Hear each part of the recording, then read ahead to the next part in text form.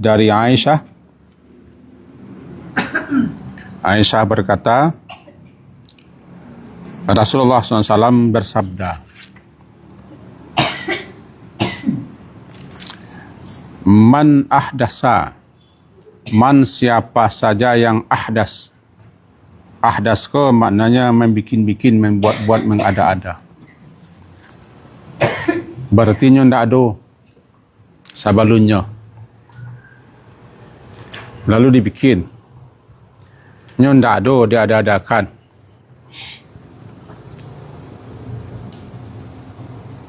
Fi amrina. Kalau artinya kan fi amrina, dalam urusan kami. Tetapi yang dimaksud dalam agama ini. Karena dalam agama lah do, dalam syariat, dalam risalah yang Nabi lah do aturannya. Kemudian dibikin-bikin, dibuat-buat, diado-adokan, menyimpang, berlawanan, bertolak belakang daripada analah diterangkan, dijelaskan, diuraikan Nabi. Nah, itu namanya tertolak. Atun ahdas, pelakunya muhdis, membuat yang baru. Contoh, tentu kita ambil contoh. Nanda acok saya lah gitu apa? Itu contohkan. Misalnya salat. Dalam salat itulah dua aturannya kan? Petunjuknya Allah, bacaannya Allah, dan segala macam. Lalu kita bikin lo bacaan salat. Misalnya setelah Allahu Akbar, kan istiftah. Kita bikin lo bacaan khusus di luar Allah. Itu kelah maduan namanya. Itu contoh ringan. Atau setelah salat. Setelah salat, Nabi lah mencontohkan, memberi contoh dalam melakukan. Sesudah salat itu istighfar. Lalu antam salam dan seterusnya. Adik kita justru dah itu nama kerajuan. Justru bacari, wawe, ko Allah bacaannya, ko Allah nama wiridnya, batukan, nan diajar Nabi dengan, we akan santi awak pada Nabi, namanya menggeser namanya.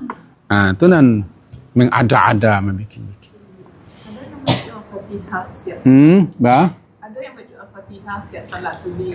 Itu mengkonyo. Pentingnya kita tahu sesudah salat itu apa yang diajar Nabi, apa yang kerja Nabi, apa yang suruh Nabi, analah dicontohan Nabi. Itunya. Di luar itu berarti kita lah menambah atau menggeser atau membuang atau mau ubah. Itulah kerja orang Yahudi itu.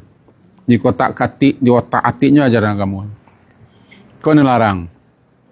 Al-Fatihah rencak. Tapi ada tampaknya, ada ketunya. Sesudah salat, astagfirullah. 3 kali. Allah mantas. Dibacanya misalnya itu. Berarti nyalah menggeser atau merubah atau malah mengganti. Itu contohnya begitu.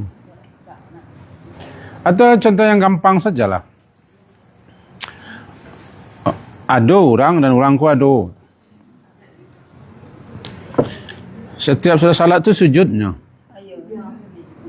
Kan orang tu. Alasannya sujud syukur. Bang kau syukur, yo Allah bisa salat.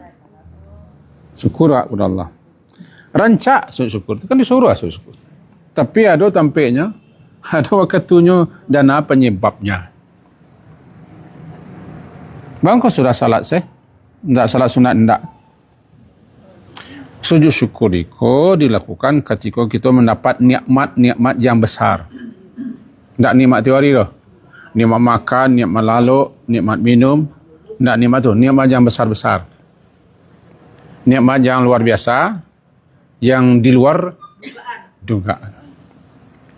Atau terhindar daripada mara bahaya. Lalu kita bersyukur. Ketika itu, di tempat itu. Ini tidak salat dah. Tidak beruduk. Koma.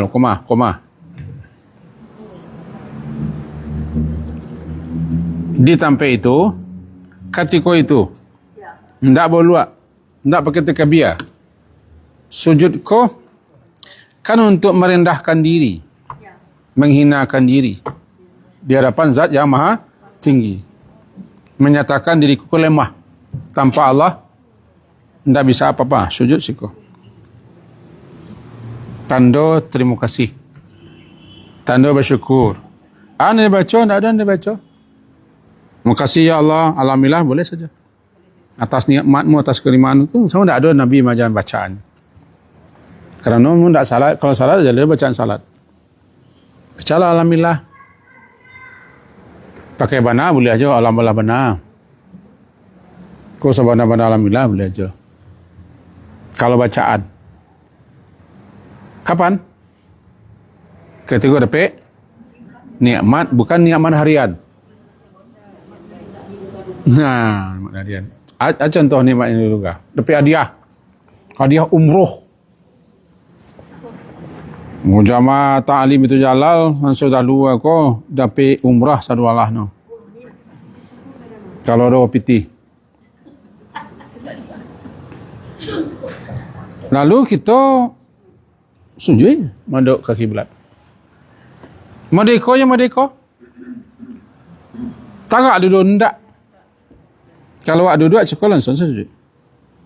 Pakai takbir ndak, pakai salam ndak. Ya betul. Sujud syukur. Alhamdulillah ya Allah, makasih ya Allah, segala macam. Kalau baca subhanallah, bano ndak dulu ajaran subhanallah Allah.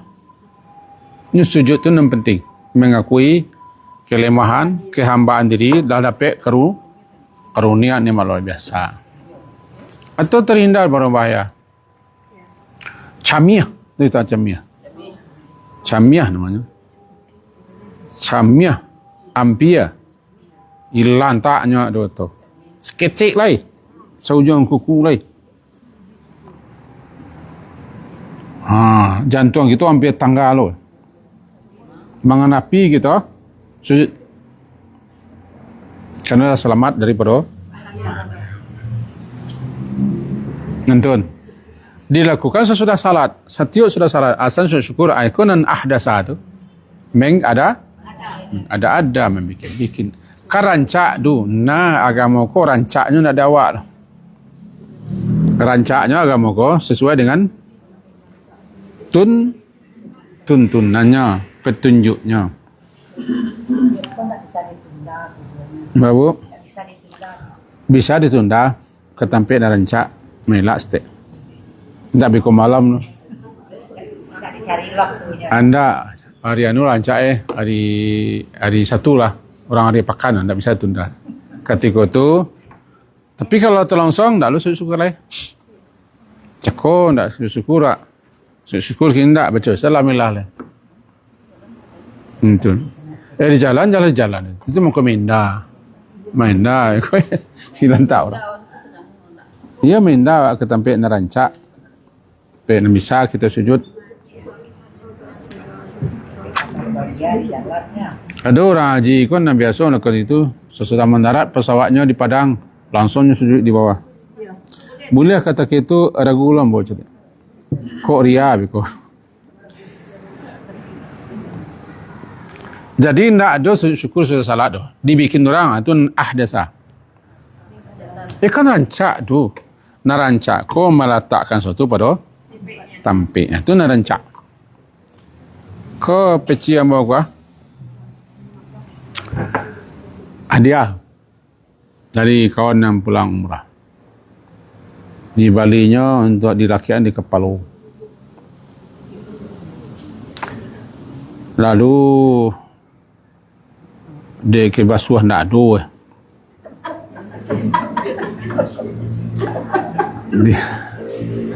Dia ambil ayah ya. Rancak. Bisa. Tapi tidak untuk itu. Ini sesuatu kau rancak pada tempat. meletakkan sesuatu pada tempat yang semestinya baru rancak. Jadi macam-macam rancak Al-Fatihah, bila ke WC, nak boleh baca Al-Fatihah leh. Al-Fatihah. Belum masuk WC. Al-Fatihah rancak. Membaca ni rancak. Tak rancak. Tempat waktu rancak. Halo. Semuanya salawat. Setiap bersalawat, setiap bersalawat. Salawat. Salawat kau ada tempat. Ada waktu. Ada bacaannya. Ada disuruh kita umpah banyak di hari Jumaat misalnya. Kau seketik bacaan salawatnya. Allahumma salli ala Muhammad. Bantu ganti bismillah jadi. Itu di antara contoh-contoh. Namanya ahdatsa. Tiga contohnya kalah tu. Di situ kita paralunya ilmu. Di situ kitanya jangan sampai turut-turutan. Namanya latah. Di situ paralunya kita bertanya. Fas'alu ahla dzikri in kuntum la ta'lamun. Tanyalah kepada orang yang tahu jika kalian tak tahu. Sebab agama kau lah selesai. Makanya Nabi itu wafat, makanya beliau meninggal, kan dia lah selesai kerja beliau. Kalau lah selesai, tak boleh.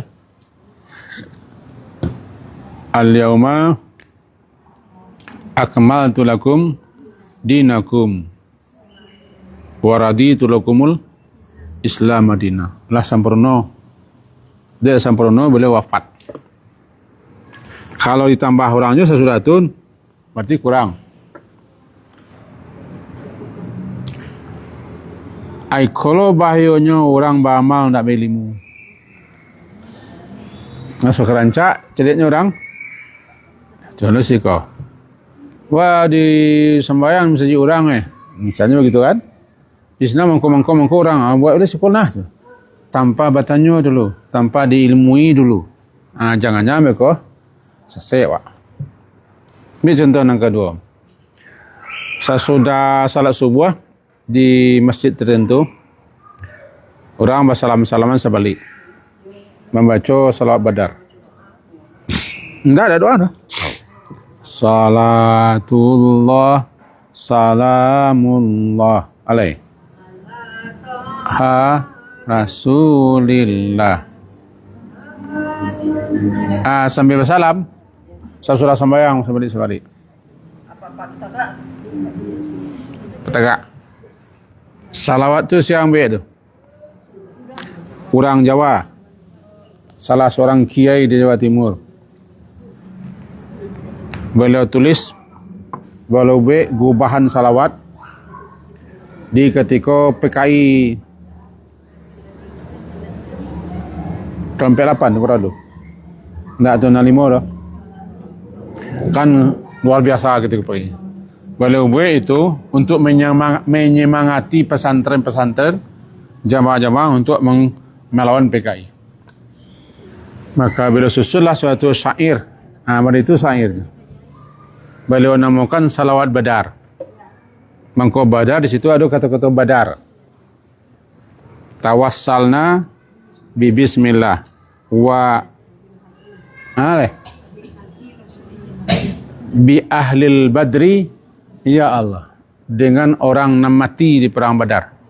Jadi kami berdoa kepada Allah, memohon kepada Allah melalui bismillah dan orang-orang yang mati di perang Badar.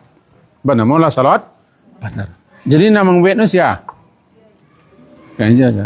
Salahkah kita nak menyalahan? Cuma nak membaca rutin kau sesudah salat subuh. Sambil bersalaman keliling-keliling, sambil menyanyi, dikhawatirkan mereka namanya ahdas. Karena memang ada tuntunannya bersalawat boleh. Bersalawat boleh. Disuruh bersalawat.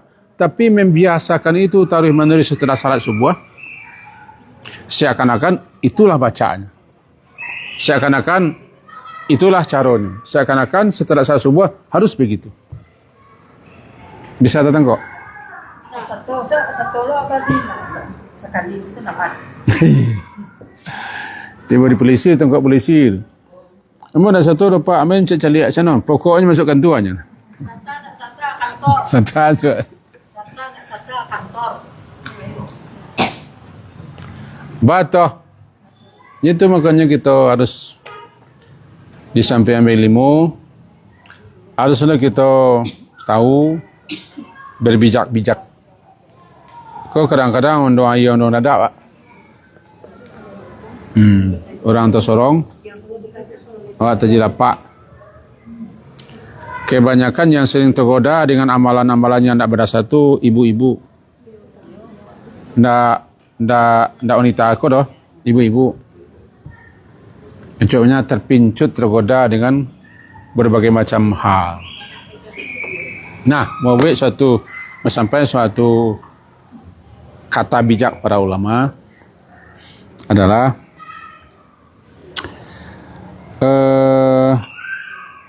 seorang alim, tapi no alim ko suko melakukan perbuatan maksiat tanpa malu-malu. Alul lah, ini selesai lah. Seorang alim, kalau seorang siak, suko membuat perbuatan maksiat terang-terang tidak memalu. Itu namanya fasaduhu kabir. Kerusakannya sangat besar. Bahayanya sangat besar. Lebih-lebih bagi orang awam. Tapi ada yang lebih gadang rusaknya daripada orang alim terkait itu. Itu jahilun mutanassikun. Orang jahil, orang tak berilmu, tapi rajin beribadah. Bahayanya lebih gadang daripada orang alim yang buat maksiat. Karena orang alim kau suatu saat bisanya tobat, bisa minta ampun, sadarnya, sebutnya tahu tu berdosa tu salah. Tapi kalau orang bodoh, dia menganggap kerajaannya betul kepanjang, jarang bisa tobat. Jadi jahilun mutanassik. Bisa tertengok tak? Bisa. Orang bodoh ko nak berilmu dan tak muah berilmu, tak muah mandang ilmu, bertanya tak nyalanya apa banyak? Ibadah. Berbahaya. Namun jahilun mutanassikun. Orang jahil rajin beribadah. Jahil ko ndak ongok doh. Ndak berilmu. Kadang-kadangnya pintar. Hebat. Pangkatnya kadang-kadang lah doktor segala macam, tapi ndak ada ilmunya tentang agama. Lalu beribadahnya tanpa ilmu. Kemudian ada orang mencontoh sebut ko lah doktor penagahnya orang. Sangat berbahaya. Sebabnya menganggap itulah betul. Nya alimnya di bidang berilmunya di bidang keduniawian. Nya dah ulama. Cuma dia no doktor, dia no profesor, nya orang awam mengikut saja. Itulah beliau. Tanpa orang awamku kan tanpa meneliti sia orang ko dasar orang. Itu nan contoh. Jadi bahaya bencana yang diakibatkan oleh orang alim tapi bermaksiat besar sekali bahayanya. Cuman lebih gadang bahayanya orang bodoh, orang jahil rajin beribadah, barajain dak, mandangai nak, batanya. Ini pernah surang saya. Maka lebih gadang bahayanya. Bisa orang menukar jalan jadi. Tengok. Mentun. Ahdas namanya. Jadi siapa saja ahdas, siapa saja yang bikin-bikin membuat-buat fi amrina dalam agama ini, ma laisa sesuatu yang tidak ada daripada ajaran agama, tidak ada dasarnya pada syariat, tidak ditentukan, tidak ditunjukkan, tidak contoh oleh Nabi, fahuwa radun, maka dianya tertolak. Hadis sahih riwayat Bukhari Muslim. Berarti ibadahnya tertolak, ditolak, tidak diterima, panik-panik, bahkan berdosa. Sebabnya lama adu-aduan. Jadi bahaya daripada orang membuat ajaranku di sampingnya berdosa, di samping ditolak, berdosa jo menyaksikan orang banyak. 3 bahaya. Pertama, amalannya tertolak, tidak diterima. Yang kedua, nyola berdosa karena lah membuat ajaran bid'ah. Yang ketiga, dicontoh ditiru orang lo bekoh. Tiru orang bekoh. Sebab bisa jadi ada lo kawan-kawannya, ada lo kolega-koleganya. Kadang-kadang aktif lo majak orang. Bahaya gitu. Tanpa sadar, nyo sebenarnya lah menyimpang, lah sasik. Tertolak. Kan tak semua amal ibadah kita terima di Allah. Cuma konyo supaya amal ibadah kita terima di samping ikhlas, hendaknya amal ibadah itu cocok mengikuti ajaran Nabi sallallahu alaihi wasallam. Baca doanya berilmu. Ilmu ko menengah, membaca atau bertanya belajar surang jangan nanti selesai. Karena orang yang bodoh otodidaknya gurunya setan. Halo. Otodidak. Setan. Orang belajar agama kalau tidak berguru bisa setan menyimpangnya. Tapi belajar keduniawian tanpa berguru tidak masalah. Paling-paling kurang garam sembah. Atau tiba dipanggil pahit, dia banyak kuning. Kan macam mana? Tapi dalam masalah agama, jangan coba-coba otodidak. Baru boleh orang mengembangkan ilmu kalau nak punya dasar. Nyolah punya dasar yang kuat, disuruhnya mengembangkan. Tapi awak ingin beragama mendanyo indak, baraja indak, mendangai indak, awak cuba saja membahas-bahas orang. Dicari-cari aja bahan internet segala macam. Lalu ambil kesimpulan, beribadah itu bisa jadi sasik. Sebab buku tak bisa menegur.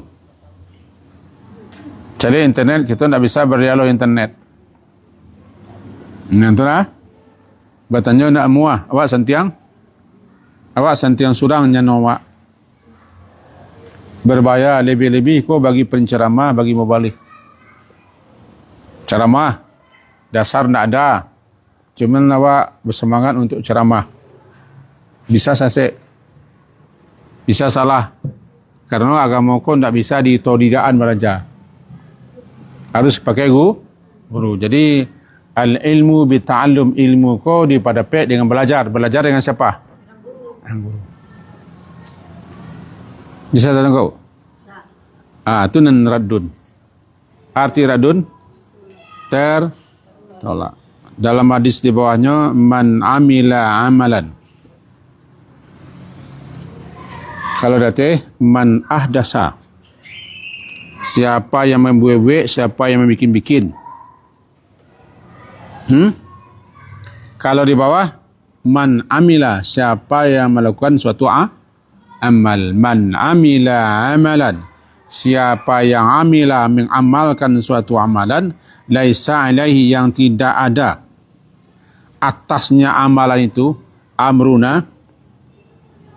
Fawaradun. Anan amruna siko tidak ada bersumber pada ajaran kami. Petunjuk kami. Maka dianya radun tertolak. Cako ahdasa. Nah kini. Amila amalan laisa alai amruna. Awak kalau nak tahu bahaya sesuatu, awak anggap penting. Bid'ah ko sangat berbahaya. Di neraka ujungnya. Cuma definisi bid'ah ko nampak duduan. Kan ada cemeh gini. Sekata bid'ah. Ya bisa jadi ada cemeh itu. Sebab gampang lo orang menurang bid'ah. Kan ada kita menengah. Capek mana menuduh orang ko? Bid'ah. Kadang-kadangnya kalibernya masih kaliber belajar semua ya wak.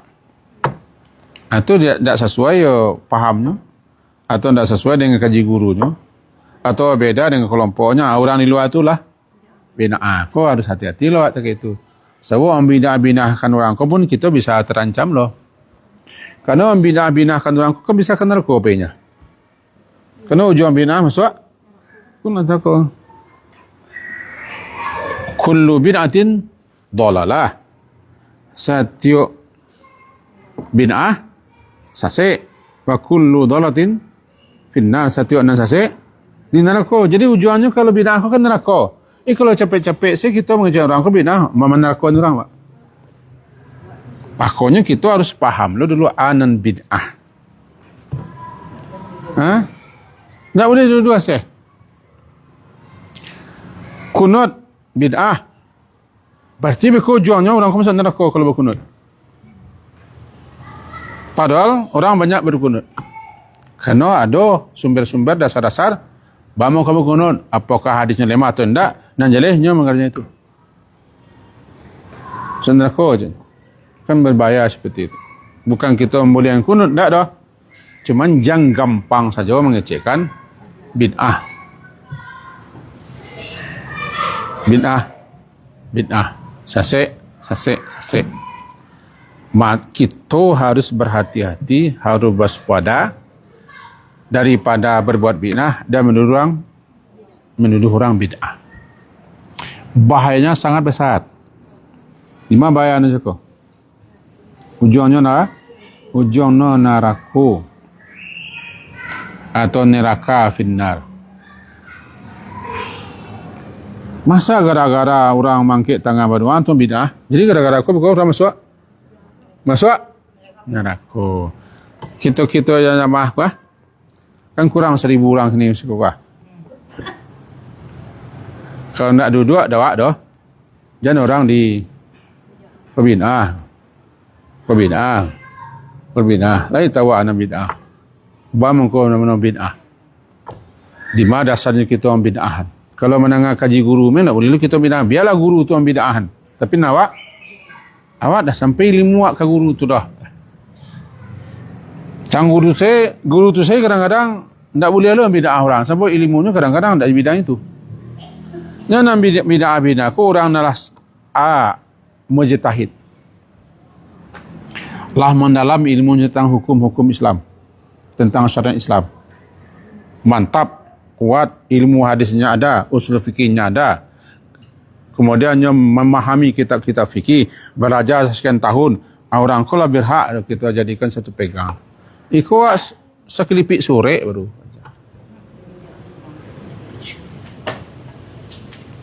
Pandailah kita mencara bid'ah. Jadi kepada jamaah, biarlah tidak mengecek, Pak.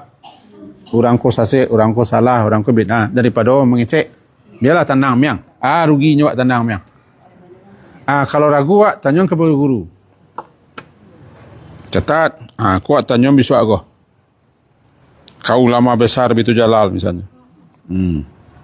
Wah. Atau ke majlis muzakarah. Kau tanya. Kami mencalik ke petang. Ada orang begini. Beribadah. Di kami dia tak tahu lah. Tapi rasa-rasanya berbeza dengan anak yang kami pelajari. Bago guru. Guru cakap tu membaca kitab. Atau warundiang. Atau muzakarah. Ada pek kesimpulannya. Orang ku nak berhak. Aku dasarnya tak ada. Tak ada dasarnya, tak ada pegangnya. Iko madu-adu. Hanyalah guru. Berundiang. Di Mu'tazilah lah ada majlis muzakarah. Terdiri pada ustaz-ustaz. Yang dari luar negeri.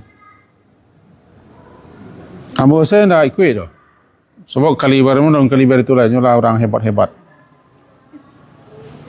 Baru. Awak Jan. Bam ke Jan? Dia jadi ilmu hadis. Usul fikih. Nau saraf. Tak duduk. Dah barang kitab fikih dan tamat. Dah jadi ilmu perbandingan mazhab. Tak tu mengal. Tenang milah. Patang kau nak mengaji sebulan dulu. Kebetulan mengaji dengan guru lah. Guru ahli lah. Lah seakan-akan jadi guru lah betul. Allah berani lah nyaman itu gaya guru no. Ko ini. Mantun. Le duduk tu. Kajinya. Mantun tu le jadi. Saya nak ragu. Nan bid'ah lah jaleh. Membikin-bikin, mengada-ada, membuat yang dulu ndak ada contoh no dalam agama. Al-ikhtira' min ghairi misalin sabiq, menyimpang, membuat mado-ado yang dulu ndak ada. Dalam bidang syariat, dalam beribadah, dalam beragama. Dalam bidang dunia, tidak ada pakai parekam kau dulu. Bahkan ketika kita mengaji itu jalan tahun 96, mulai dulu. Lalai ya tahun 96 mulai. Tidak ada pakai korah. Tu nanti tinggal cek. Kawak.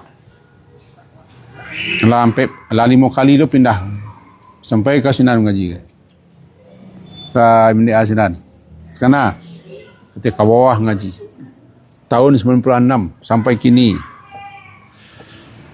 Tak ada aku dulu dah. Bila ada segini, bid'ah. Dalam bahasanya bid'ah, sebut baru. Tapi kau tak dalam urusan agama. Agama. Kalau ada orang tahun 96 tu hidup balik pakai kuat sengang tu. Ada orang mengarik-ngarik. Bisa lo dikirim-kirim. Mantun ceritanya. Jadi, dapat dia cek kesimpulannya. Bang ko cek, biarlah cek kesimpulan pergi jalan. Bahawa hati-hati. Waspada. Jangan sampai terjerumus kepada perbuatan bid'ah. Dan jangan sampai kita membid'ahkan tanpa ilmu. Hati-hati, waspada, jangan sampai terjerumus kepada perbuatan bid'ah dan jangan pula suka bid'ahkan. Satu. Yang kedua, yang dikatakan bid'ah antara lain, banyak definisi di ulama, antara lain kita ramu. Dan paling ringkasnya adalah membuat-buat suatu amalan, suatu ajaran di luar daripada apa yang telah disyariatkan dan diajarkan Nabi, baik dengan cara menambah, mengurangi, menggeser atau mengganti dengan maksud untuk beribadah. Yang ketiga, berilmulah dulu sebelum beribadah, sebelum beramal. Jangan beramal tanpa ilmu. Kemungkinan besar orang yang beramal tanpa ilmu sasek. Sebab orang yang beramal tanpa ilmu sama dengan orang berjalan tanpa petunjuk. Kemungkinan besar saseknya nak tahu di jalan. Malu bertanya, sasik di jalan.